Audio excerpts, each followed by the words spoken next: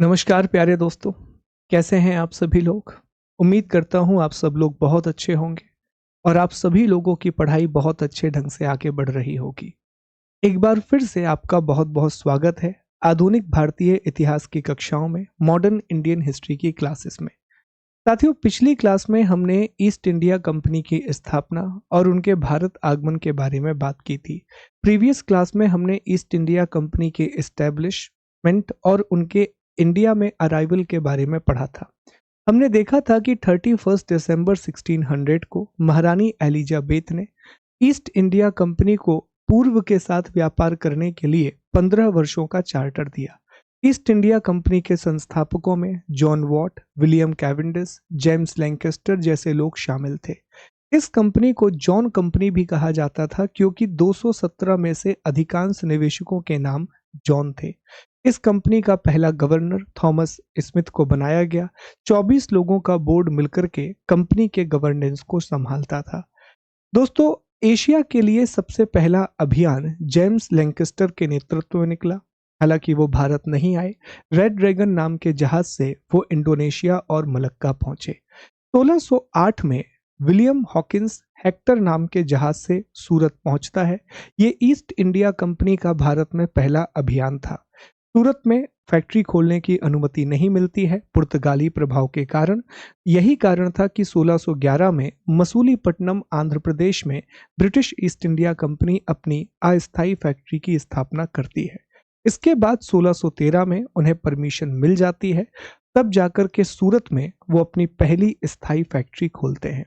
तो कल की क्लास में हमने स्थापना के बारे में बात कर ली थी, एस्टेब्लिशमेंट के बारे में बात कर ली थी। आज हमें ईस्ट इंडिया कंपनी के विस्तार को समझना है। आज हमें ईस्ट इंडिया कंपनी के एक्सपेंशन को समझना है कि कैसे ईस्ट इंडिया कंपनी ने पहले उत्तर भारत और दक्षिण भारत में विस्तार किया। हम इसे दो अलग अलग भागों में बांट के पढ़ेंगे। पहले हम देखेंगे कि बंगाल, सूरत और दूसरे उत्तर भारत के क्षेत्रों में कंपनी ने कैसे विस्तार किया, और फिर हम देखेंगे कि दक्षिण भारत, विशेष तौर पर मद्रास, कुडालोर और बंबई में कैसे कंपनी ने एक्सपेंशन किया, कैसे वहां पर अपने केंद्रों की स्थापना की। तो बहुत अच्छे से चीजों को समझिएगा, यहाँ से मल्टीपल क्वेश्चंस आते हैं, तो ध्यान से पूरा फोकस करके आपको चीजों को समझना है। तो कैसे हम पढ़ेंगे? जब हम नॉर्थ इंडिया की बात करेंगे तो सबसे पहले हम विलियम हॉकिंस के बारे में पढ़ेंगे, जो कि ईस्ट इंडिया कंपनी का पहला कप्तान था जो भारत आया था। इसके बाद पुर्तगालियों के साथ गुजरात के पास जो स्वाली का युद्ध हुआ, बैटल ऑफ स्वाली, हम उसके बारे में जानेंगे, जिसमें पुर्तगालियों को अंग्रेज हरा देते हैं। पुर्तगालियों का प्रभाव भारत पर कम होता है और उन्हें सूरत में फैक्ट्री खोलने की अनुमति मिलती है। सूरत में 1613 में ये फैक्ट्री खोलते हैं और टॉमस एल्डर एल्डवर्थ को उसका प्रमुख बनाया जाता है। फिर भारत में अपने व्यापार का एक्सपेंशन करना चाहते थे। ईस्ट इंडिया कंपनी अपने व्यापार को भारत में बढ़ाना चाहती है, तो ब्रिटेन के राजा जेम्स ने टॉमस रो को अपना राजदूत बना करके भारत भेजा। 1615 में टॉमस रो भारत आएगा। भारत आने के बाद जहांगीर से वो अनुमति मांगेगा और बहुत ज़्यादा सफलता टॉमस रो को मिलेगी।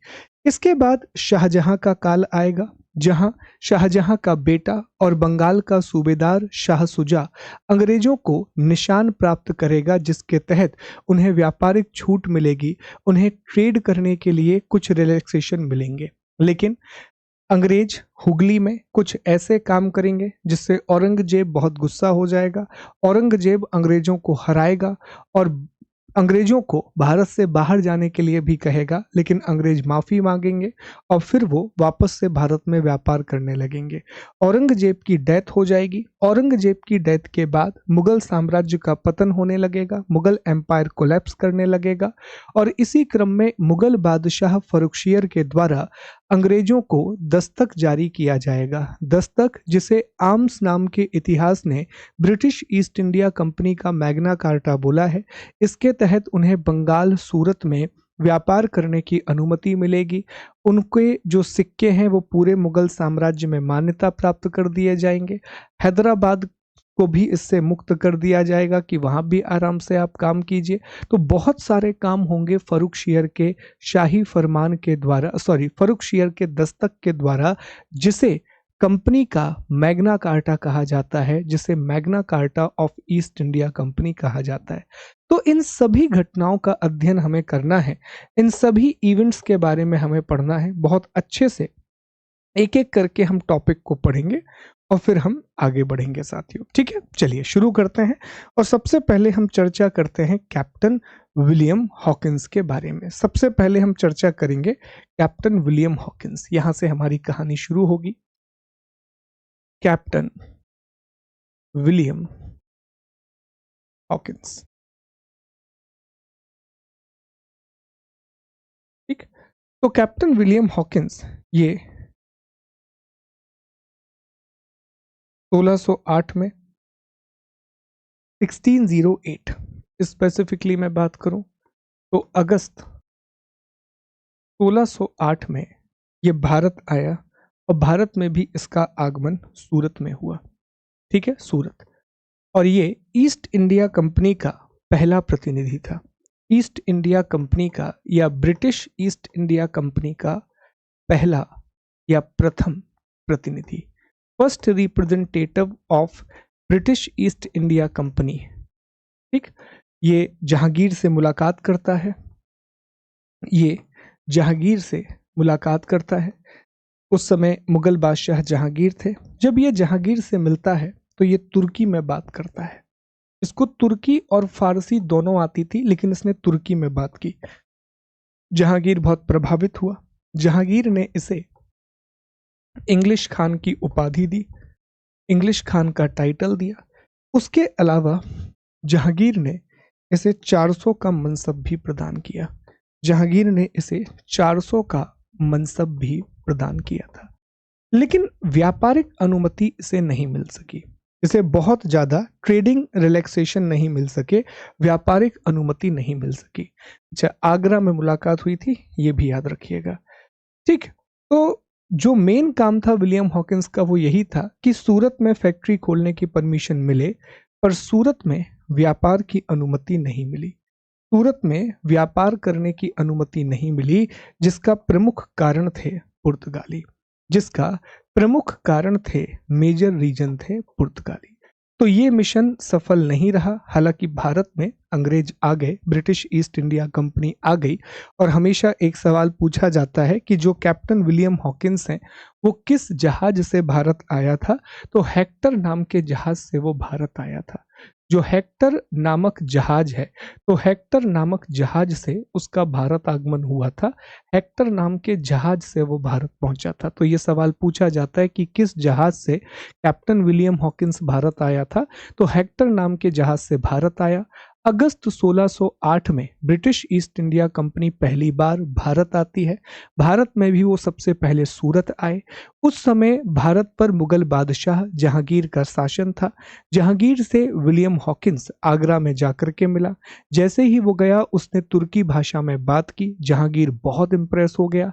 जहांगीर ने उसको इंग्लिश खान का टाइटल दिया और 400 का मनसब दिया। लेकिन जो मूल काम था कि सूरत में फैक्ट्री खोलने की परमिशन मिले, तो सूरत में फैक्ट्री खोलने की परमिशन नहीं मिली, क्योंकि इस समय पुर्तगाली भारत में बहुत ज़्यादा शक्तिशाली हैं। जो पोर्चुगीज हैं, they are very powerful in India. तो ये पहला अभियान था जो कैप्टन विलियम हॉकिंस का था। कुछ महीने ये भारत में रहा और फिर ये भारत से वापस चला गया। अब यहां से ब्रिटिश ईस्ट इंडिया कंपनी को एक बात तो समझ में आ गई थी कि भारत में हमारी राह इतनी आसान नहीं होने वाली, क्योंकि पुर्तगाली ईस्ट इंडिया कंपनी और अब धीरे धीरे डच ईस्ट इंडिया कंपनी भी अपने पांव फैला रही थी। पहले पोर्चुगीज ईस्ट इंडिया कंपनी और अब धीरे धीरे डच ईस्ट इंडिया कंपनी अपने पांव फैला रही थी। तो इसी क्रम में इनकी भिड़ंत पुर्तगालियों से होती है, इसी क्रम में इनकी लड़ाई पुर्तगालियों से होती है। और प्यारे दोस्तों, एक जगह है गुजरात के पास अरब सागर में, और इस जगह का नाम है स्वाले, ठीक है। तो स्वाले का युद्ध होता है या बैटल ऑफ स्वाले। अब ये जो स्वाले का युद्ध है ये 1612 में हुआ, 1612 में हुआ। और 1612 में ये लड़ाई दो लोगों के बीच में होती है। एक तरफ ब्रिटिश ईस्ट इंडिया कंपनी थी और दूसरी तरफ पुर्तगाली थे। ब्रिटिश ईस्ट इंडिया कंपनी का नेतृत्व इसमें थॉमस बेस्ट कर रहे थे। ये सवाल पूछा जाता है कि ब्रिटिश ईस्ट इंडिया कंपनी का इसमें नेतृत्व कौन कर रहे थे, तो थॉमस बेस्ट इसमें ब्रिटिश ईस्ट इंडिया कंपनी का नेतृत्व कर रहे थे। इस युद्ध में पुर्तगालियों की हार हो जाती है। जो पोर्चुगीज हैं, दे वर डिफीटेड, उनकी हार हो गई। ठीक है, they got defeated in that battle. और इस युद्ध के बाद पुर्तगालियों का भारत में वर्चस्व कम हो गया। इस युद्ध के बाद पुर्तगालियों का जो वर्चस्व था, पुर्तगाली वर्चस्व, वो भारत में बहुत कम हो गया। जो पोर्चुगीज डोमिनेंस था, जो पोर्चुगीज डोमिनेंस था इंडिया में, वो डिक्लाइन हो गया प्यारे दोस्तों, वो बहुत कम हो गया। क्योंकि इससे पहले तक पुर्तगाली अपने आप को समुद्र का स्वामी घोषित कर चुके थे। वो कार्ट आर्मेडा काफिला जैसी व्यवस्थाएं चला रहे थे, जिस व्यवस्था के तहत किसी भी व्यक्ति को हिंद महासागर में जाने के लिए पुर्तगालियों से परमिट लेना पड़ता था। इसके अलावा वो समुद्र की लूट का काम भी करते। हुगली से उनको भगाया ही इसलिए गया था क्योंकि हुगली को केंद्र बना करके वो समुद्र को लूटा करते थे। धर्मांतरण की नीतियां उनकी चल रही थी। लगभग पूरे समुद्री व्यापार पर उनका अधिकार था। अकबर जब पहली बार समुद्र देखने गया गुजरात अभियान के दौरान, तो अकबर को भी परमिट लेना पड़ा था, अकबर को भी कार्ट लेना पड़ा था। तो इस तरह से पुर्तगालियों का प्रभुत्व भारत में बहुत ज्यादा बना हुआ था। पोर्चुगीज डोमिनेंस इंडिया में बहुत ज्यादा बना हुआ था। पर स्वाली की लड़ाई ने इस आधिपत्य को खत्म कर दिया, इस डोमिनेंस को खत्म कर दिया। और इसका प्रभाव क्या हुआ? इसका सबसे बड़ा प्रभाव यही हुआ कि अंग्रेजों को, ब्रिटिश ईस्ट इंडिया कंपनी को सूरत में फैक्ट्री खोलने की अनुमति मिल गई। और इस तरह ब्रिटिश ईस्ट इंडिया कंपनी ने 1613 में सूरत में अपनी पहली स्थायी फैक्ट्री खोली। मसूलीपट्टनम में उन्होंने फैक्ट्री खोली थी, पर वो अस्थायी थी। तो सूरत में इन्होंने अपनी पहली स्थायी फैक्ट्री खोली। इन्होंने अपनी फर्स्ट परमानेंट फैक्ट्री खोली। ये ब्रिटिश ईस्ट इंडिया कंपनी की फर्स्ट परमानेंट फैक्ट्री थी इंडिया में। ठीक है, ये चीज आपको याद रखनी है। तो इसका प्रभाव ये हुआ और थॉमस एल्डवर्थ को यहाँ का मतलब आप कह सकते हैं कि फैक्ट्री का जो मुखिया है या चीफ ऑफिसर ऑफ फैक्ट्री है, वो थॉमस एल्डवर्थ को बनाया गया था। तो ये है स्वाली का युद्ध, बैटल ऑफ स्वाले। तो हमने दो घटनाएं समझी। पहली घटना हमने समझी कि 1608 में विलियम हॉकिंस का भारत आगमन होता है, लेकिन उसे सूरत में फैक्ट्री खोलने की अनुमति नहीं मिलती है क्योंकि पुर्तगालियों का प्रभुत्व भारत में बहुत ज्यादा था, पोर्चुगीज डोमिनेंस इंडिया में बहुत ज्यादा था। 1612 में स्वाली की लड़ाई होती है। अंग्रेज कमांडर थॉमस बेस्ट पुर्तगालियों की नौसेना को हरा देता है और पोर्चुगीज डोमिनेंस इंडिया से खत्म होता है। इसके बाद 1613 में सूरत में ब्रिटिश ईस्ट इंडिया कंपनी को अपनी पहली स्थायी फैक्ट्री खोलने की अनुमति मिलती है, फर्स्ट परमानेंट फैक्ट्री खोलने की अनुमति मिलती है। बाद में सूरत को इन्होंने प्रेसिडेंसी भी बनाया था। हालांकि सूरत से अपने मुख्यालय को कालांतर में जाकर के ये शिफ्ट कर देते हैं बॉम्बे को, पर सूरत बहुत प्रमुख केंद्र रहा और बहुत लंबे समय तक एक केंद्र बना रहा। अब व्यापार आगे बढ़ चुका है। अब British East India company expansion कर रही है। तो इसी क्रम में सितंबर 1615, बहुत इंपॉर्टेंट है ये सारी डेट, और अभी आपको एक माइंड मैप के थ्रू मैं याद भी करा दूंगा। सितंबर 1615 एक और बहुत इंपॉर्टेंट डेट है। तो सितंबर 1615 में राजा जेम्स, ब्रिटेन के राजा जेम्स प्रथम एक आधिकारिक राजदूत भेजते हैं, अपना एक एम्बेसडर भेजते हैं। William Hawkins British East India company की तरफ से आया था। एक एम्बेसडर भेजते हैं, एक राजदूत भेजते हैं जिसका नाम था टॉमस रो।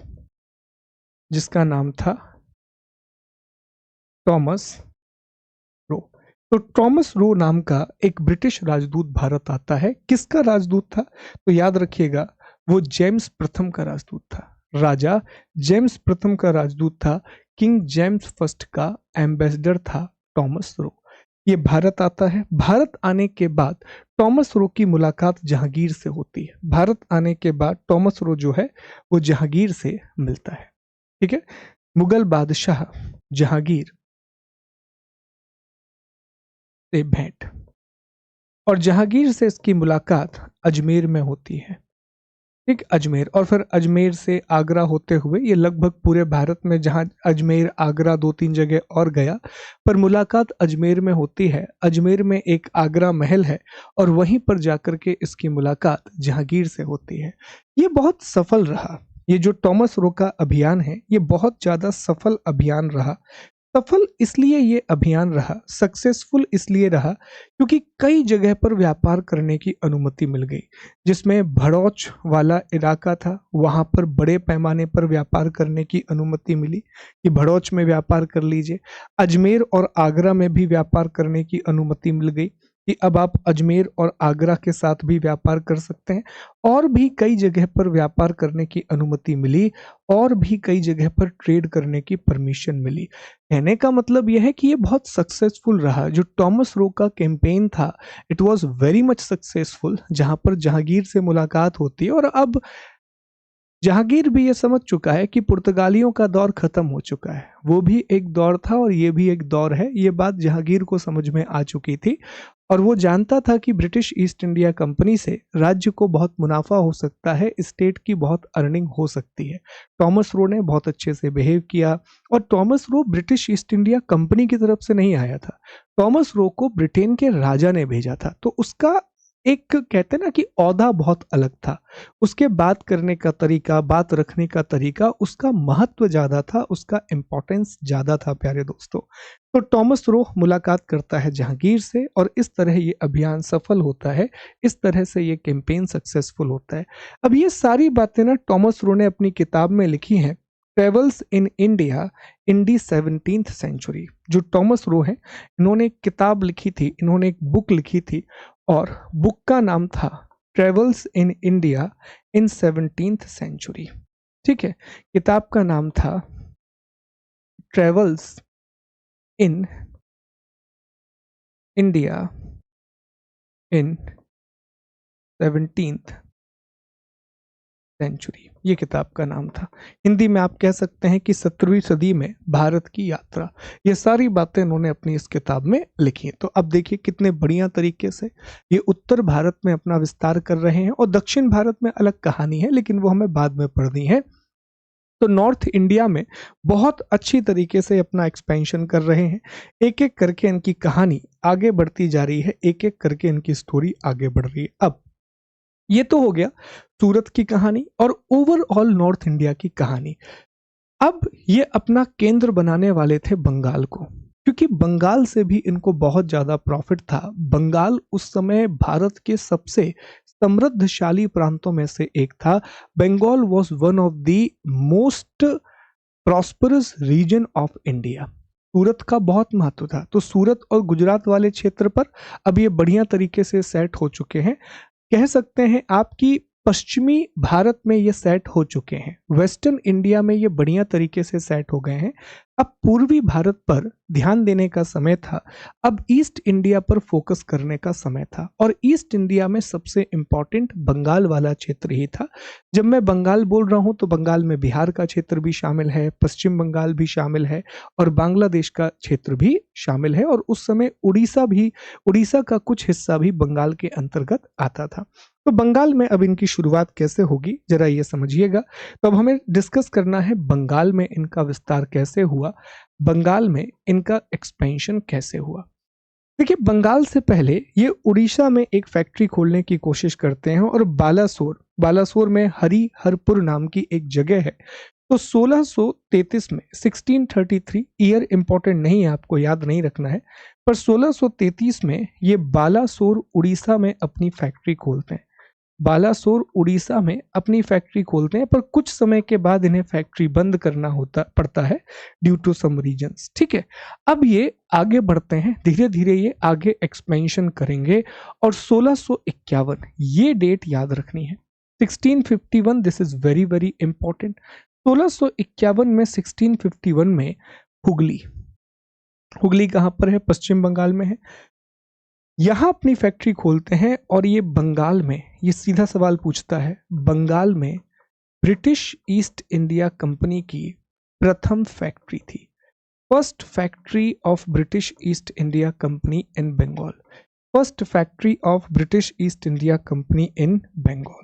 तो ये सवाल प्यारे दोस्तों पूछा जाता है, ये सवाल पूछा जाता है, इसको विशेष तौर पे ध्यान रखना, ये बड़ा ही इंपॉर्टेंट है, बड़ा ही क्रूशल है। तो ये डेट भी याद रखना 1651, हुगली याद रखना कि हुगली में, बंगाल में इन्होंने अपनी पहली फैक्ट्री खोली थी।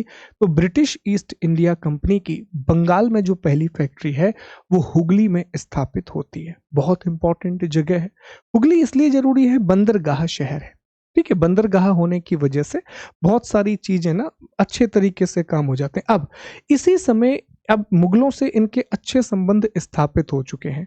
तो बंगाल सूबेदार इस समय शाह सुजा है, जो बंगाल का सूबेदार है। तो बंगाल का सूबेदार मतलब बंगाल का गवर्नर इस समय शाह सुजा है, शाहजहां का पुत्र शाह सुजा, जो कि शाहजहां का पुत्र था।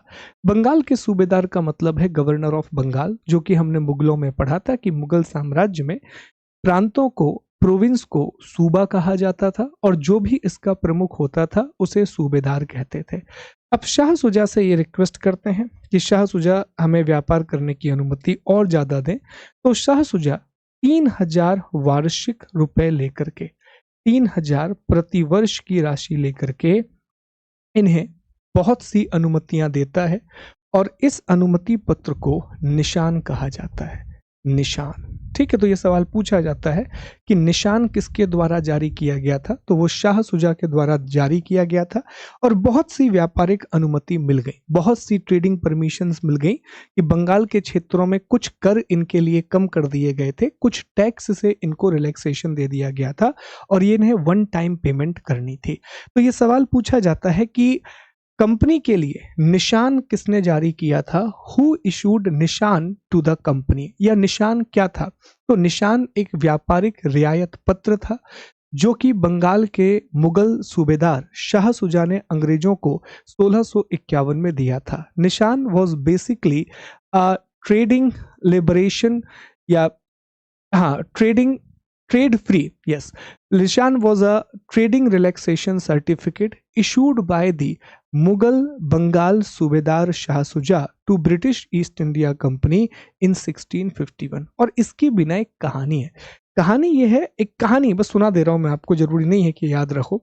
कहा जाता है कि शाह सुजा या के हरम में महिलाएं थीं। शाहजहां का हरम था, शाहजहां और शाह सुजा का जो हरम था उसमें महिलाएं थीं। उसमें से कुछ महिलाओं की तबीयत खराब हो गई थी।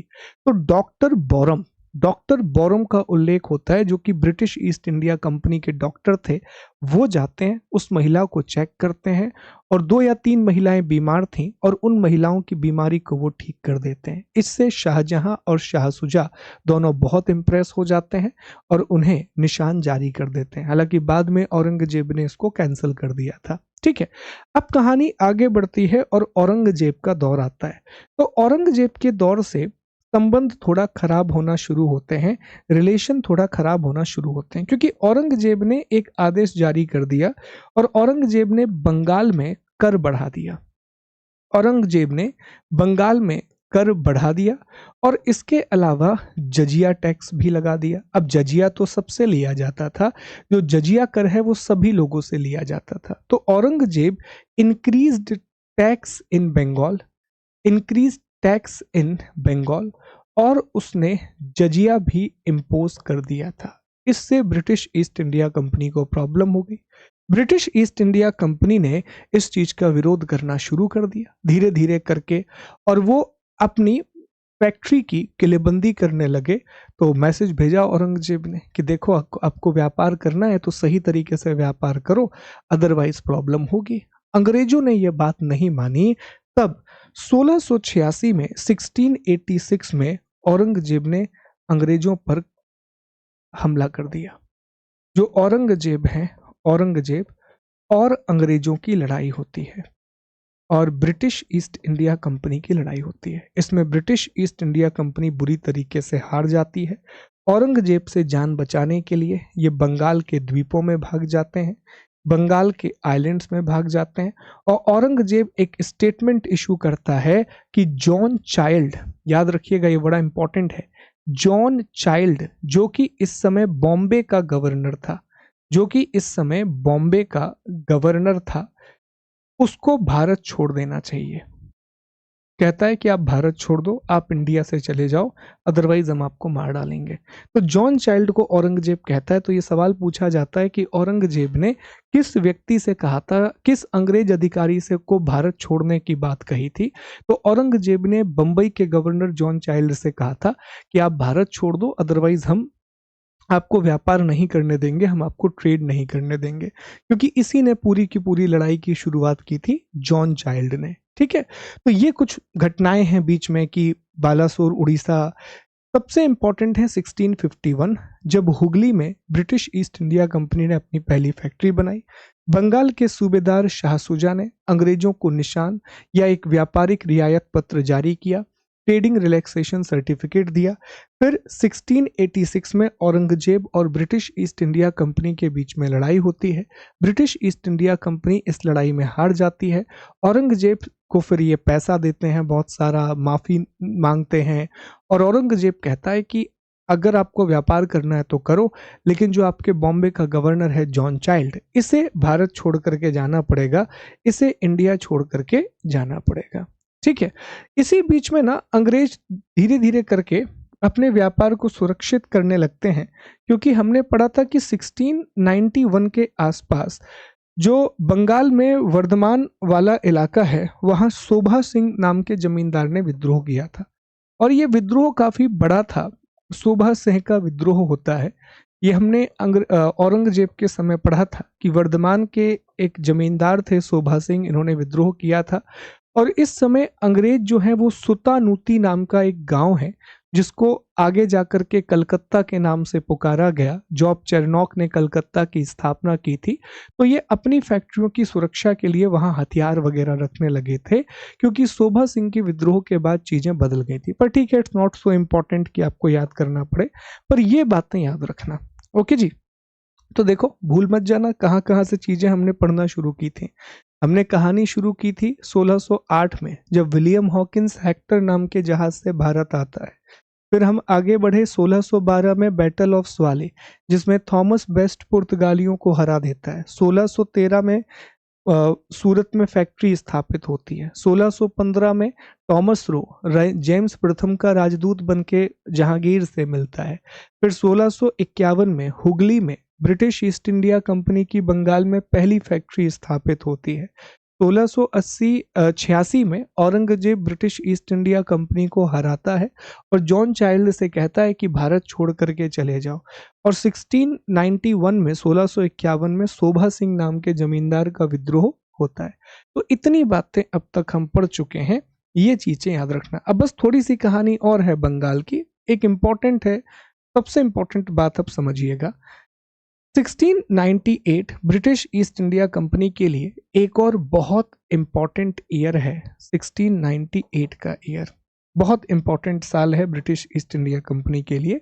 1698 का ईयर क्यों सर? 1698 में बंगाल का सूबेदार है अजी मुशान। ठीक है जी, बंगाल का सूबेदार है अजी मुशान। बंगाल सूबेदार अजी मुशान। ठीक है, तो बंगाल सूबेदार अजी मुशान ने अंग्रेजों को 3 गांव दे दिए। अंग्रेजों को या ब्रिटिश ईस्ट इंडिया कंपनी को 3 गांव दे दिए। ब्रिटिश ईस्ट इंडिया कंपनी को 3 गांव दे दिए, या 3 गांव की जमींदारी प्रदान कर दी। ठीक है, जमींदारी का मतलब था वहां राजस्व का अधिकार, वहां पर राजस्व संग्रह का अधिकार, राजस्व संग्रह का अधिकार, रेवेन्यू कलेक्शन का राइट, राजस्व संग्रह का अधिकार दे दिया, रेवेन्यू कलेक्शन का राइट दे दिया। 3 गांव का, कालीकट, सुतानुती और गोविंदपुरा। ये 3 गांव थे। एक गांव का नाम था कालीकट, एक का नाम था सुतानुती और एक का नाम था गोविंदपुरा। कालीकट, सुतानुती और गोविंदपुरा। बाद में इन तीनों गांवों को मिलाकर के ना जॉब चेरनॉक ने, इन तीनों गांवों को मिलाकर के जॉब चेरनॉक, ये नाम बहुत इंपॉर्टेंट है, जॉब चेरनॉक, इन तीनों गांवों को मिलाकर के जॉब चेरनॉक ने कलकत्ता की स्थापना की थी। इन तीनों गांवों को मिलाकर के जॉब चेरनॉक ने कलकत्ता की स्थापना की। कलकत्ता का संस्थापक, फाउंडर ऑफ कलकत्ता। ये सीधा सवाल पूछा जाता है, ये सीधा सवाल पूछा जाता है साथियों कि who was the founder of Calcutta? It was Job Charnock. ये नाम याद रखना बहुत इंपॉर्टेंट है कि जॉब चेरनॉक नाम के एक ब्रिटिश अधिकारी ने विशेष तौर पर सुतानुती, विशेष तौर पर सुतानुती, कालीकट और गोविंदपुरा का क्षेत्र उससे जुड़ा हुआ था, विशेष तौर पर सुतानुती में कलकत्ता की स्थापना की। ही इस्टेब्लिश्ड कोलकाता, ही इस्टेब्लिश्ड कोलकाता। अब कलकत्ता में ना सिर्फ इन्होंने स्थापना की बल्कि यहाँ इन्होंने एक किला भी बनाया। किला हम आपको बता चुके हैं, फोर्टिफिकेशन क्या होता है ये हम आपको बता चुके हैं कि अपनी बस्तियों के चारों ओर दीवार खड़ी करना। और इस किले का इन्होंने नाम रखा था फोर्ट विलियम। ये भी बहुत इंपॉर्टेंट नाम है। इस किले का नाम इन्होंने रखा था फोर्ट विलियम। तो फोर्ट विलियम नाम का किला इन्होंने बनाया था, फोर्ट विलियम नाम का एक किला इन्होंने बनाया। और प्यारे दोस्तों, ये जो फोर्ट विलियम नाम रखा गया था ना, ये रखा गया था ब्रिटेन के राजा, ब्रिटेन के राजा विलियम तृतीय के नाम पर, ब्रिटेन के राजा विलियम तृतीय के नाम पर। विलियम थर्ड ब्रिटेन के किंग थे और उनके नाम पर यह नाम रखा गया था। और चार्ल्स आयर इसका पहला प्रमुख बना था। जो फोर्ट विलियम है इसका जो पहला प्रमुख था वो था चार्ल्स आयर। अब यहां पर यह सवाल पूछा गया कंफ्यूज करने के लिए, ये फर्स्ट हेड या चेयरमैन, प्रेसिडेंट, जो भी आप कह लें, वो चार्ल्स आयर था। अब जानबूझ के यह सवाल पूछा जाता है, फोर्ट विलियम और कलकत्ता का जो संस्थापक है, founder of fort William and Calcutta, वो जॉब चेरनॉक ही है। लेकिन फोर्ट विलियम का जो पहला प्रमुख बना, फोर्ट विलियम का जो पहला गवर्नर बना, वो चार्ल्स आयर था। और ये प्रश्न पूछा जाता है। और फोर्ट विलियम नाम क्यों दिया गया? फोर्ट विलियम नाम इसीलिए दिया गया क्योंकि उस समय ब्रिटेन के राजा थे विलियम तृतीय, ब्रिटेन के किंग थे विलियम थर्ड। और ये ईस्ट इंडिया कंपनी का बहुत लंबे समय तक भारत में मुख्यालय बना रहा। 1611-12 में उन्होंने अपनी राजधानी स्थानांतरित की। 1911-12 में 1911-12 में वो अपनी कैपिटल शिफ्ट करते हैं कलकत्ता से दिल्ली। तब तक ये उनका एक बहुत महत्वपूर्ण मुख्यालय बना रहा, ये उनका बहुत इंपॉर्टेंट हेडक्वार्टर बना रहा। तो ये बहुत इंपॉर्टेंट ईयर है 1698 का, जब बंगाल के सूबेदार अजीमुशान ने ब्रिटिश ईस्ट इंडिया कंपनी को कालीकट, सुतानुती और गोविंदपुरा के गांव दिए, जहां जॉब चेरनॉक ने कलकत्ता की स्थापना की, कलकत्ता का फाउंडेशन किया। ठीक है, और विलियम फोर्ट बनाया या फोर्ट विलियम बनाया। हालांकि फोर्ट विलियम का पहला हेड चार्ल्स आयर बना था। ठीक है, अब हम आखिरी घटना की ओर बढ़ेंगे। इसके बाद उत्तर भारत में इनका एक्सपेंशन कंप्लीट हो जाएगा, नॉर्थ इंडिया में इनका एक्सपेंशन कंप्लीट हो जाएगा। बिल्कुल परेशान नहीं होना, आप लोग जानते हैं कि सारी चीजें आपको पीपीटी में भी मिल जाती हैं, तो परेशान होने की जरूरत बिल्कुल नहीं है। फिर जी अगली कहानी आती है 1717। बहुत ही महत्वपूर्ण ईयर है ब्रिटिश ईस्ट इंडिया कंपनी के लिए। देखिए 1717 तक आते आते जो मुगल हैं इनकी स्थिति बहुत कमजोर हो चुकी है, मुगल बहुत ज्यादा वीक हो चुके हैं। और इस समय मुगल बादशाह फर्रुखशियर है, फर्रुखशियर। ठीक है, इस समय मुगल बादशाह है फर्रुखशियर और इसका जो वजीर है वो है अब्दुल्ला। फर्रुखशियर जिसका वजीर है अब्दुल्ला, क्योंकि इसका भी बहुत बड़ा योगदान रहेगा। अब्दुल्ला इसके वजीर का नाम है। तो फर्रुखशियर से मिलने के लिए 1715 में 1715 में 1715 में ब्रिटिश ईस्ट इंडिया कंपनी दो एक अभियान भेजती है और उस अभियान के अध्यक्ष थे जॉन सरमन। जॉन सरमन के साथ और भी ब्रिटिश अधिकारी थे, पर एक नाम जो बड़ा इंपॉर्टेंट है वो है डॉक्टर हैमिल्टन। और भी लोग आए थे और अन्य, ये सभी लोग आते हैं, रहते हैं भारत में, 1-2 साल रहे और लगातार फर्रुखशियर से मुलाकात करते रहते थे। और इनका उद्देश्य बड़ा क्लियर था, इनका ऑब्जेक्टिव बड़ा क्लियर था कि व्यापारिक अनुमति प्रदान करनी है या व्यापारिक रियायतें प्रदान करनी है, प्राप्त करनी है। जो ट्रेडिंग लिबर्टीज हैं वो लेना है कैसे भी करके। तो ये जॉन सरमन का मिशन आता है। जॉन सरमन का मिशन मिलने आया और डॉक्टर हैमिल्टन भी उनके साथ थे, एक डॉक्टर थे, और बहुत कोशिश ये करते रहे कि कैसे भी करके हमें व्यापारिक रियायतें मिल सकें, कैसे भी करके हमें ट्रेडिंग परमिशंस मिल सकें, पर इतना आसान था नहीं।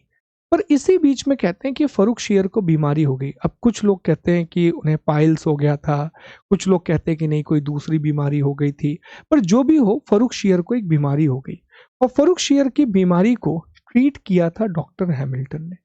डॉक्टर हैमिल्टन ने फर्रुखशियर की बीमारी का इलाज कर दिया, उसने ट्रीटमेंट कर दिया फर्रुखशियर का। फर्रुखशियर इस बात से बहुत खुश हो गया और फर्रुखशियर ने 1717 में 1717 में दस्तक जारी किया, दस्तक, और यही कंपनी का मैग्ना कार्टा कहलाता है। 1717 में फर्रुखशियर ने जो दस्तक जारी किया, इसे ओम्स नाम के इतिहासकार ने ब्रिटिश ईस्ट इंडिया कंपनी का मैग्ना कार्टा कहा है। मैग्ना कार्टा मतलब अधिकार पत्र, मैग्ना कार्टा मतलब अधिकार पत्र। अब क्या था कि इसने ब्रिटिश ईस्ट इंडिया कंपनी को बेतहाशा लाभ दिलाया, ब्रिटिश ईस्ट इंडिया कंपनी को इससे बहुत प्रॉफिट हुआ। देखो, इसमें सबसे पहला प्रोविजन तो यही था कि सिर्फ आपको 3000 रुपए देने पड़ेंगे प्रति वर्ष और पूरे के पूरे बंगाल में आप मुक्त व्यापार कर सकते हैं। पूरे के पूरे बंगाल में आप मुफ्त व्यापार कर सकते हैं, आप टैक्स फ्री ट्रेड कर सकते हैं। किसी भी प्रकार का कोई भी कर नहीं लगेगा, किसी भी प्रकार का कोई भी टैक्स नहीं देना पड़ेगा, कोई भी टैक्स, इंटरनल और एक्सटर्नल कोई भी टैक्स। जनरली कुछ किताबें लिखती हैं कि सिर्फ एक्सटर्नल टैक्स के लिए था, लेकिन ये इंटरनल टैक्स भी नहीं देते थे।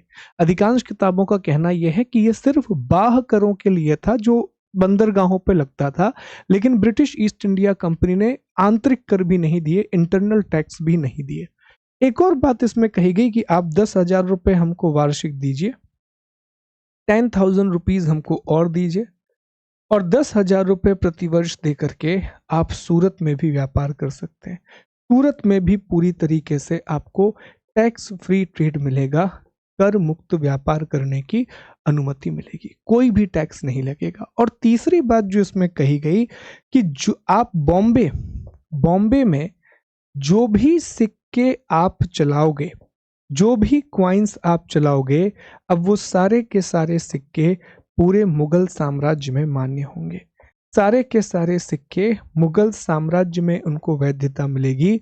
आप पूरे मुगल एम्पायर में उनका उपयोग कर सकते हो फॉर द एक्सचेंज, आप उनका उपयोग कर सकते हो फॉर द एक्सचेंज। तो ये कंपनी के लिए मैग्ना कार्टा था, ये ईस्ट इंडिया कंपनी के लिए मैग्ना कार्टा था।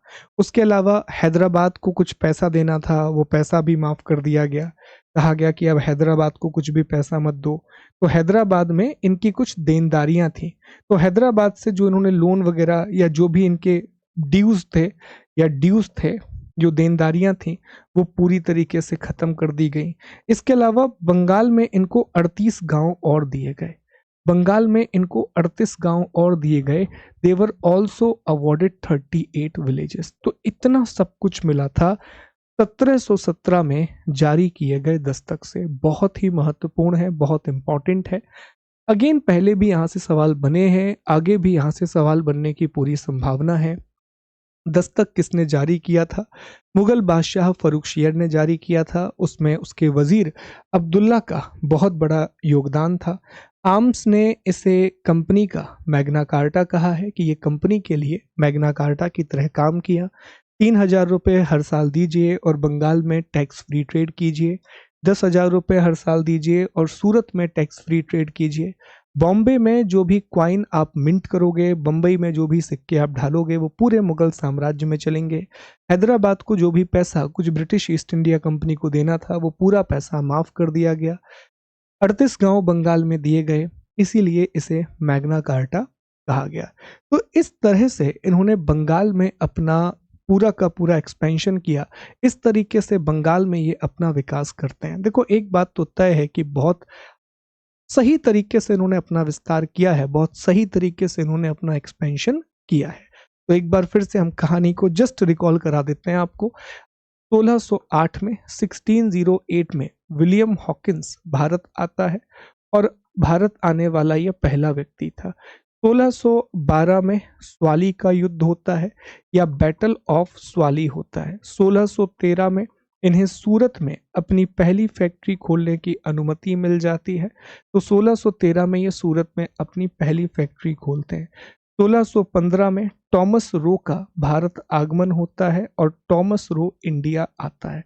इसके अलावा फिर हम आगे बढ़ते हैं तो 1651 में ये हुगली में अपनी पहली फैक्ट्री खोलते हैं और बंगाल के सूबेदार शाह सुजा ने इनको निशान प्राप्त किया। 1686 में औरंगजेब इनको हराता है और जॉन चाइल्ड से कहता है कि आप भारत छोड़ करके चले जाओ।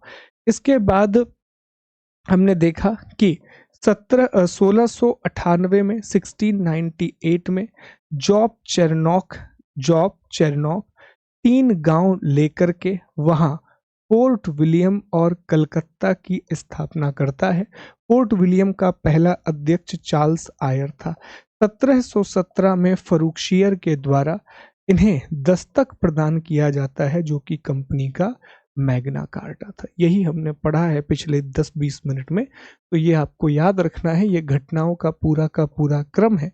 ये इवेंट है जो महत्वपूर्ण घटनाएं हुई। इस तरह उत्तर भारत में इन्होंने अपने पैर जमा लिए, इस तरह नॉर्थ इंडिया में इन्होंने अपने पैर जमा लिए। आइए ये सारी बातें हम एक बार देख लेते हैं पीपीटी के थ्रू और फिर हम आगे बढ़ेंगे। दक्षिण भारत में विस्तार की बात करेंगे, साउथ इंडिया में एक्सपेंशन की बात करेंगे और फिर डेनिश ईस्ट इंडिया कंपनी के बारे में पढ़ेंगे और टॉपिक कंप्लीट हो जाएगा।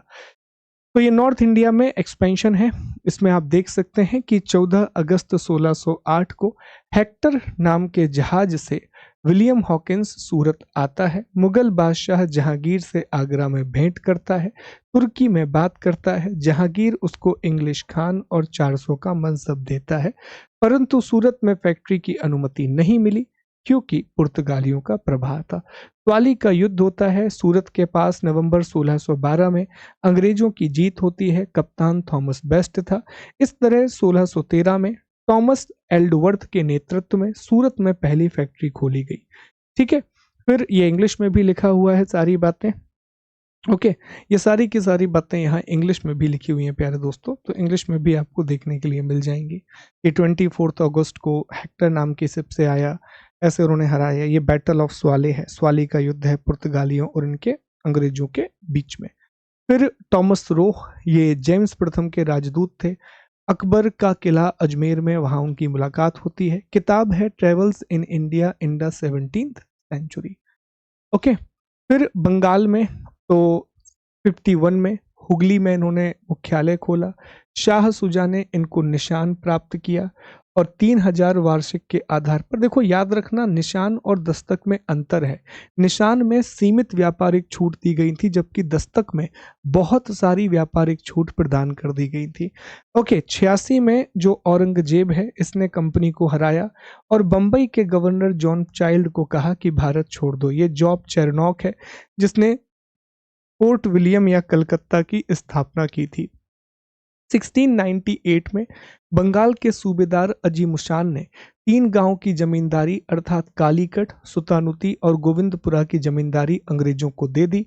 जॉब चेरनॉक ने यहाँ फोर्ट विलियम का निर्माण किया, जो कि इंग्लैंड के राजा विलियम तृतीय के नाम पे था। पहला गवर्नर चार्ल्स आयर था। फिर 1715 में जॉन सरमन और डॉक्टर हैमिल्टन और भी अंग्रेज फर्रुखशियर से आके मिलते हैं।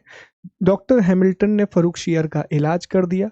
मुगल बादशाह फर्रुखशियर और उसके वजीर अब्दुल्ला ने शाही फरमान या दस्तक जारी किया। देखो, इसे शाही फरमान कहते हैं। गोल्डन फरमान या स्वर्ण फरमान अलग है। इसका मूल नाम दस्तक था, लेकिन इतिहासकारों ने इसे शाही फरमान नाम दिया है। ठीक है, 3000 वार्षिक कर दीजिए और बंगाल में व्यापार कीजिए। 10,000 का वार्षिक कर दीजिए, सूरत में व्यापार कीजिए।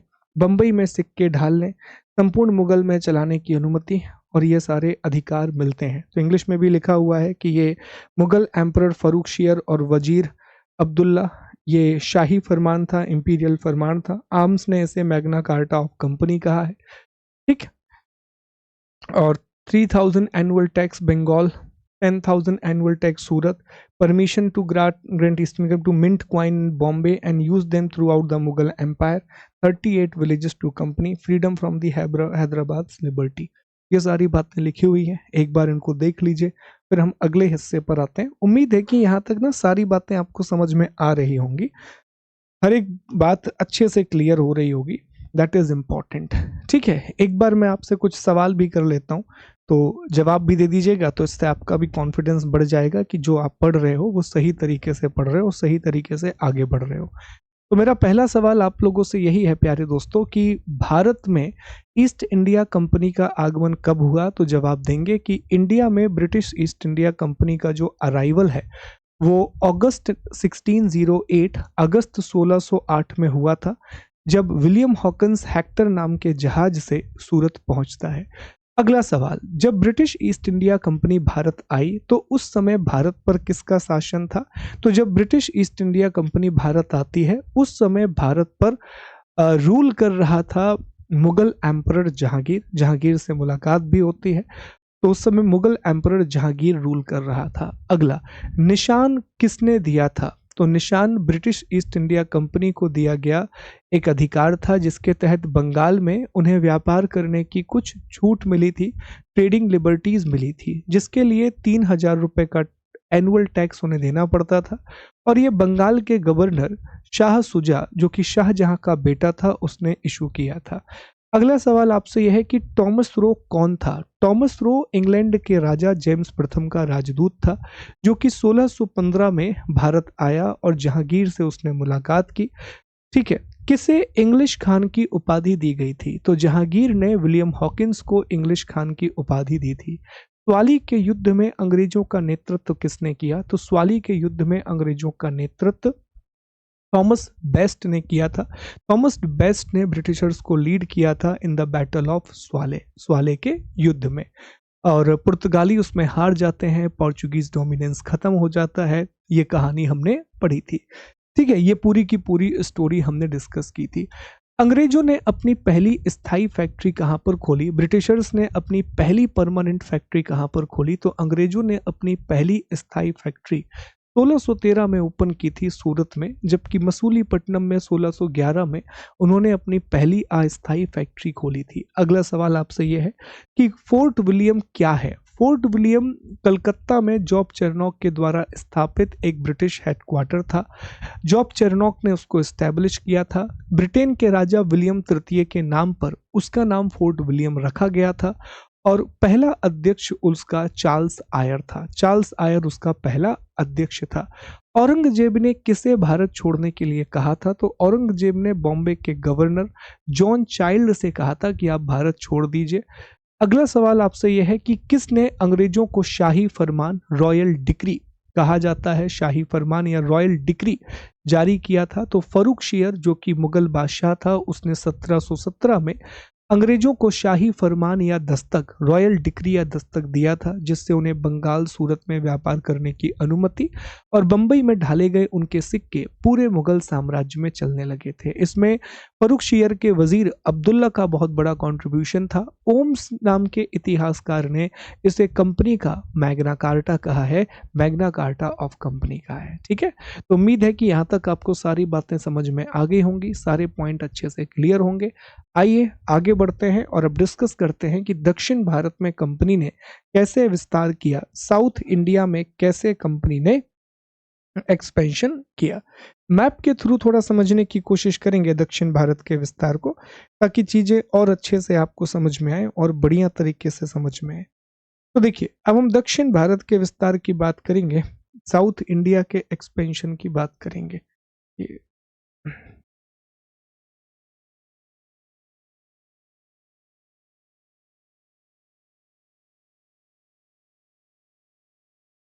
आजकल एक गाना बहुत चल रहा है, मैं आजकल वही गाना सुनता रहता हूँ।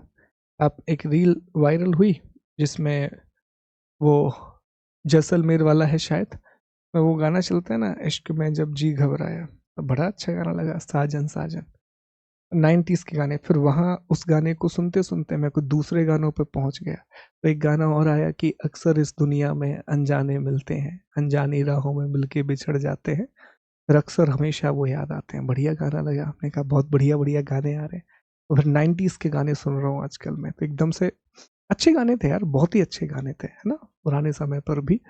चलो, तो अब जरा समझने की कोशिश करते हैं कि दक्षिण भारत में इनका विस्तार कैसे हुआ, साउथ इंडिया में इनका एक्सपेंशन कैसे हुआ। तो ये अपनी पहली फैक्ट्री सूरत में खोलना चाहते थे, पर इन्हें सूरत में फैक्ट्री खोलने की परमिशन नहीं मिली, तो ये दक्षिण भारत में आंध्र प्रदेश आ गए। और आंध्र प्रदेश में एक जगह है मसूलीपट्टनम, वहां पर इन्होंने अपनी पहली फैक्ट्री खोली थी। आंध्र प्रदेश में there is a place called Masulipatnam, Masulipatnam, ठीक है, यहां पर इन्होंने अपनी पहली फैक्ट्री खोली थी। आंध्र प्रदेश के मसूलीपट्टनम में इन्होंने अपनी पहली फैक्ट्री खोली 1611 में, 1611 में। हालांकि ये फैक्ट्री अस्थायी थी, इसे स्थायी 1633 में किया गया था। 1633 में इसको स्थायी बनाया गया था, 1633 में इसको परमानेंट बनाया गया था। उससे पहले ये जो फैक्ट्री है ये अस्थायी फैक्ट्री थी, इट वाज टेम्पररी फैक्ट्री, क्योंकि इन्होंने राजा से अनुमति नहीं ली थी, इन्होंने यहाँ के किंग से परमिशन नहीं ली थी। अब गोलकुंडा वाला ये इलाका है, ये जो इलाका है उस समय यहाँ गोलकुंडा का अधिकार था इस पूरे के पूरे क्षेत्र पर। तो ये जरूरत थी कि गोलकुंडा के राजा से अनुमति ली जाए, तो गोलकुंडा के राजा से ये अनुमति लेने के लिए गए और एक बहुत बढ़िया डील करके आए।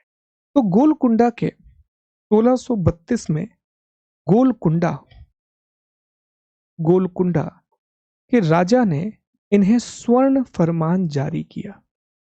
स्वर्ण फरमान, इसी को गोल्डन डिक्री कहा जाता है या गोल्डन फरमान कहा जाता है। देखो, इसे स्वर्ण फरमान इसलिए कहा गया क्योंकि इसके लिए 500 पैगोडा, पैगोडा एक करेंसी है जो कि एक गोल्ड करेंसी थी, वो इशू करनी पड़ती थी। तो अंग्रेजों ने 500 पैगोडा गोलकुंडा के शासक अब्दुल्ला कुतुब शाह को दे दिए। अब्दुल्ला कुतुब शाह उस समय गोलकुंडा के राजा है, मैं लिख दे रहा हूं यहां पर, अब्दुल्ला कुतुब शाह। और अब्दुल्ला कुतुब शाह को इन्होंने 500 पैगोडा दे दिए कि हर साल हम आपको 500 पैगोडा देंगे, पर हमें यहाँ बंदरगाहों का इस्तेमाल करने दो और मसूलीपट्टनम में हमको फैक्ट्री खोलने की परमिशन दे दो। तो अब ये एक अलग सवाल यहाँ से बनता है, एक डिफरेंट क्वेश्चन यहाँ से बनता है। एक सवाल तो बड़ा सिंपल है कि शाही फरमान किसने जारी किया, तो आपने जवाब दे दिया कि मुगल बादशाह फर्रुखशियर के द्वारा शाही फरमान जारी किया गया था, जिसके तहत उन्हें बंगाल सूरत में व्यापार करने की अनुमति मिली थी। अब दूसरा सवाल वो आपसे पूछेगा कि स्वर्ण फरमान किसने जारी किया, गोल्डन डिक्री किसने इशू किया था। तो याद रखिएगा, जो स्वर्ण फरमान है या जो गोल्डन डिक्री है वो 1632 में, 1632 में गोलकुंडा के राजा अब्दुल्ला कुतुब शाह ने 500 पैगोडा प्रतिवर्ष की कीमत पर ब्रिटिश ईस्ट इंडिया कंपनी को दिया था। जो गोल्डन डिक्री है, it was issued by Golconda king Abdullah Qutub Shah in 1632 to British East India Company and the average of 500 golden pagoda per year। और इसकी वजह से उन्हें गोलकुंडा के बंदरगाह और मसूलीपट्टनम में अपनी फैक्ट्री को स्थायित्व देने की अनुमति मिल गई। तो यह है। अब सबसे इंपॉर्टेंट जो इनका काम होगा वो होगा जी मद्रास में, मोस्ट इंपॉर्टेंट मद्रास। मद्रास की स्थापना का श्रेय भी अंग्रेजों को जाता है। जो आधुनिक मद्रास है इसकी स्थापना का श्रेय अंग्रेजों को जाता है। ब्रिटिश ईस्ट इंडिया कंपनी ने स्थापना की। अब शुरुआत कैसे होती है? तो मद्रास, यहां पर विजयनगर के शासकों का अधिकार था और यहां गवर्नर थे, मतलब चंद्रगिरी के अंतर्गत आता था। तो चंद्रगिरी विजयनगर वाला जो एरिया था, यहाँ के गवर्नर से फ्रांसिस डे ने मद्रास को पट्टे पर लिया था। तो 1639 में फ्रांसिस डे ने चंद्रगिरी के गवर्नर, क्योंकि ये विजयनगर साम्राज्य के अंतर्गत आता था इलाका, अभी भी विजयनगर साम्राज्य से मद्रास लिया था साथियों। और यहीं पर फ्रांसिस डे ने आगे जाकर के एक किला बनाया, एक किले की स्थापना की जिसे फोर्ट सेंट जॉर्ज कहा गया। यहां पर उन्होंने एक किला बनाया और इस किले को फोर्ट सेंट जॉर्ज कहा गया। ये बहुत इंपॉर्टेंट है। फोर्ट विलियम कहाँ बना था? तो फोर्ट विलियम की स्थापना मद्रास में की गई थी और फोर्ट सेंट जॉर्ज की स्थापना 1640 में 1640 में मद्रास में की गई थी। और ये जो फोर्ट सेंट जॉर्ज है ये पहला किला है अंग्रेजों का। It was the first British fort in India.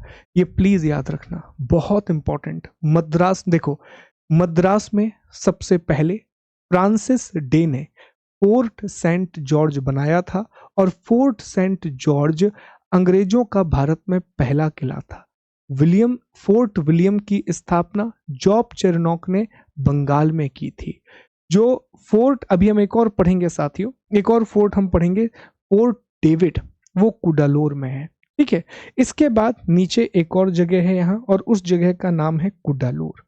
इस जगह का नाम है कुडालोर। तो ये भी याद रखना कि कुडालोर में ये बनाते हैं फोर्ट डेविड। ठीक है, तो फोर्ट डेविड कुडालोर में था और मद्रास इनका मुख्यालय बनता है। मद्रास जो है इनका दक्षिण भारत का मुख्यालय था। मद्रास इनका साउथ इंडिया का हेडक्वार्टर था। तो ये सवाल पूछा जाता है कि गोल्डन डिक्री से, फ्रांसिस डे से सवाल आता है, कुडालोर से सवाल आता है जो कि फोर्ट डेविड बनाया गया।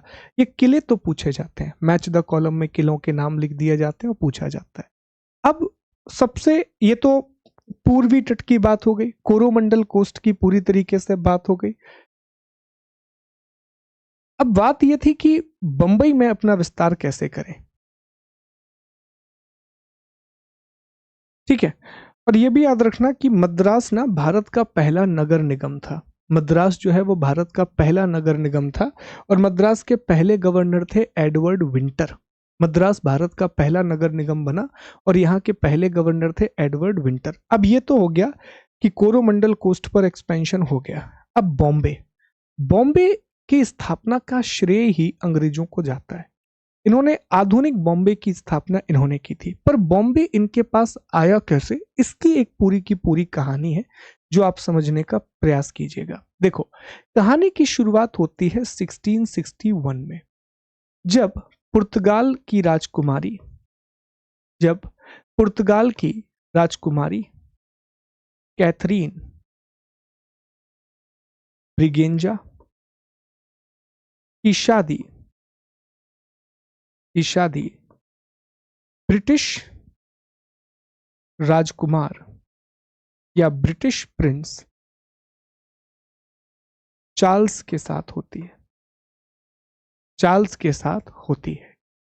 इस शादी से जो पुर्तगाली हैं उन्होंने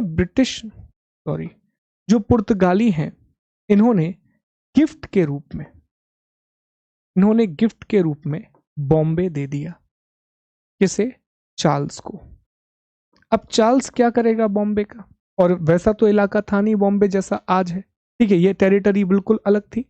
तो चार्ल्स ने क्या किया, 1668 में ये बॉम्बे का पूरा इलाका सिर्फ 10 पाउंड वार्षिक किराए पर, सिर्फ 10 पाउंड वार्षिक किराए पर, ओनली 10 पाउंड एनुअल किराए पर पूरा का पूरा जो बॉम्बे की टेरिटरी है ये ब्रिटिश ईस्ट इंडिया कंपनी को दे दी। और ब्रिटिश ईस्ट इंडिया कंपनी के एक अधिकारी ने, जिनका नाम था गेराल्ड ओंगियर, इसने यहाँ पर आधुनिक बॉम्बे की स्थापना की और बाद में सूरत की जगह बॉम्बे को हेडक्वार्टर बनाया गया। सूरत से बॉम्बे को हेडक्वार्टर बनाया गया। ये बात याद रखिएगा, बड़ा इंपॉर्टेंट है। तो गेराल्ड ओंगियर बॉम्बे के स्थापक माने जाते हैं। और ऑक्सेंडेन, देखो बॉम्बे के पहला गवर्नर, ये मैं यहां लिख दे रहा हूं आपके लिए, बॉम्बे का जो पहला गवर्नर था वो ऑक्सेंडेन था और जो दूसरा गवर्नर था वो गेराल्ड ओंगियर था। लेकिन आधुनिक बॉम्बे की जो स्थापना की है, जो मॉडर्न डे बॉम्बे को एस्टैब्लिश किया है, वो गेराल्ड ओंगियर के द्वारा ही स्थापित किया गया है। तो इस तरह इन्होंने दक्षिण भारत में अधिकार स्थापित किया। अब देखो यहां मैं कुछ नाम लिख दे रहा हूं ताकि क्लियर रहे। जैसे एक नाम आएगा जॉब चरनॉक का, क्योंकि यहीं आपको कंफ्यूजन होगा। तो जॉब चरनॉक ने कलकत्ता की स्थापना की और कलकत्ता में इसने फोर्ट विलियम बनाया था, ठीक है, फोर्ट विलियम। लेकिन इससे पहले, जॉब चरनॉक तो बहुत बाद में आया, इससे पहले दो लोग ज्यादा बड़े काम कर चुके हैं। जैसे एक व्यक्ति है फ्रांसिस डे। तो फ्रांसिस डे ने मद्रास, आधुनिक मद्रास की स्थापना की थी और मद्रास में सेंट जॉर्ज बनाया था 1640 में, ठीक है। फिर नाम आएगा गेराल्ड ओंगियर, और गेराल्ड ओंगियर ने बॉम्बे, आधुनिक बम्बई की स्थापना की और ये 1668 से 1698 के बीच में किया गया। और फोर्ट विलियम की स्थापना 1698 में की गई थी। और एक और याद रखना, एक और जगह थी कुड्डालोर। ये कहाँ पर है? तो कुड्डालोर नाम की जगह तमिलनाडु में है और यहाँ पर फोर्ट डेविड स्थित था। मैच द कॉलम में ये सवाल पूछे जाते हैं। शाही फरमान फरुखशियर ने इशू किया था, जबकि गोल्डन फरमान इशू किया गया था गोलकुंडा के राजा कुतुब शाह के द्वारा इन 1632। ठीक है। तो इस तरह ब्रिटिश ईस्ट इंडिया कंपनी का भारत में विस्तार हुआ। इस तरह से ब्रिटिश ईस्ट इंडिया कंपनी का इंडिया में एक्सपेंशन हुआ। चलिए आगे बढ़ते हैं, डेनिस ईस्ट इंडिया कंपनी के बारे में और पढ़ लेते हैं। सारी बातें हमने पढ़ ली हैं। देखिए 1611 में मसूलीपट्टनम में पहली फैक्ट्री खोली गई। 1632 में गोलकुंडा के शासक अब्दुल्ला कुतुब शाह से 500 पैगोडा के बदले सुनहरा फरमान लिया गया। गोलकुंडा के बंदरगाहों से व्यापार का अधिकार मिल गया। फ्रांसिस डे ने चंद्रगिरी के राजा विजयनगर साम्राज्य के अंतर्गत मद्रास ले लिया, जहां फोर्ट सेंट जॉर्ज बनाया। भारत का पहला किला प्रेसिडेंसी बना, पहला गवर्नर एडवर्ड विंटर और पहला नगर निगम। 1661 में इंग्लैंड के राजा चार्ल्स द्वितीय की शादी पुर्तगाल की राजकुमारी कैथरीन ब्रिगेंजा के साथ होती है। चार्ल्स ने ब्रिटिश ईस्ट इंडिया कंपनी को 10 पाउंड के किराए पर दे दिया। बॉम्बे प्रेसिडेंसी के पहले गवर्नर जॉर्ज ऑक्सेंडेन थे और आधुनिक बॉम्बे का संस्थापक गेराल्ड ओंगियार को कहा जाता है। साथियों, गेराल्ड ओंगियार को कहा जाता है। ठीक, चलिए। और कुडालोर तमिलनाडु में सेंट फोर्ट डेविड था। इंग्लिश में भी ये सारी बातें लिखी हैं, आप देख सकते हैं एक बार कि फर्स्ट फैक्ट्री इन मसूलीपट्टनम, फिर गोल्डन फरमान दिया गया अब्दुल्ला कुतुब शाह, पेड फ्रॉम ठीक है, फ्रांसिस डे ने लीज पर लिया था ये पूरी की पूरा इलाका, बॉम्बे प्रेसिडेंसी, ये सब कुछ यहाँ पर लिखा हुआ है। ठीक, और ये कुछ और बातें आप पढ़ लीजिएगा एक बार, वैसे मैंने बता दिया था, एक बार आप भी ये पढ़ लीजिएगा इन चीज़ों को। तो इस तरह हमारा एक और टॉपिक कंप्लीट होता है, ब्रिटिश ईस्ट इंडिया कंपनी। ठीक है जी, उम्मीद है कि आपको टॉपिक समझ में आ रहा होगा, और जब आप क्विज लगा रहे होंगे तो प्रश्न भी बहुत अच्छे से आप अटेम्प्ट कर पा रहे होंगे। अब हम अगले टॉपिक की ओर आगे बढ़ते हैं, और आखिरी टॉपिक है, 2 मिनट और लगेगा, डेनिश ईस्ट इंडिया कंपनी। तो ये चौथी कंपनी है जिसके बारे में हम पढ़ने जा रहे हैं। कल हम फ्रांसीसी ईस्ट इंडिया कंपनी और कर्नाटक युद्धों के बारे में पढ़ लेंगे, फ्रेंच ईस्ट इंडिया कंपनी और कर्नाटक वॉर्स के बारे में पढ़ लेंगे। तो देखो, इसकी स्थापना 1616 में डेनमार्क के राजा क्रिश्चियन चतुर्थ के समय पर की गई थी। ये इन्होंने भारत में अपनी पहली व्यापारिक फैक्ट्री ट्रैंक्यूबर में लगाई, जिसे हम अभी जिसका नाम है थारंगम बाड़ी, और वहां आज भी इनका ये मुख्यालय स्थित है, वहां आज भी इनका ये हेडक्वार्टर है। ये जो इलाका है ये डेनमार्क का इलाका है, डेनमार्क की राजधानी कोपेनहेगन है। जबकि भारत में इन्होंने बंगाल में स्थित सेरामपुर को अपना मुख्यालय बनाया था। अब यहीं पर कंफ्यूजन होगा, एग्जामिनर आपसे पूछेगा कि डेनिश ईस्ट इंडिया कंपनी ने अपनी पहली फैक्ट्री कहाँ पर लगाई, तो जवाब आप दोगे कि पहली फैक्ट्री उन्होंने ट्रैंक्यूबर या थारंगम बाड़ी में लगाई थी।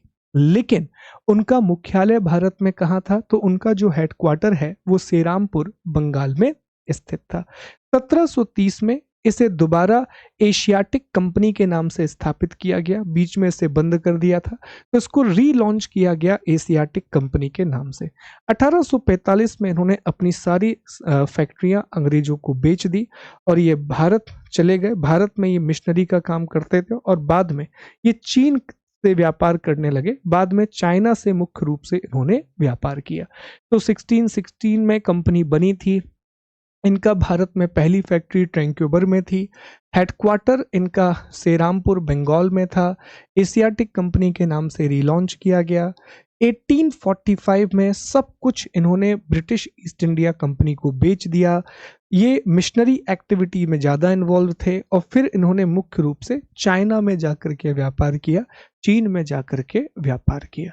तो प्यारे दोस्तों, जो हमारा पहला अध्याय चल रहा है, जो हमारा फर्स्ट चैप्टर चल रहा है, भारत में यूरोपीय कंपनियों का आगमन, arrival of Europeans in India, इसमें हम बहुत आगे तक पहुंच चुके हैं।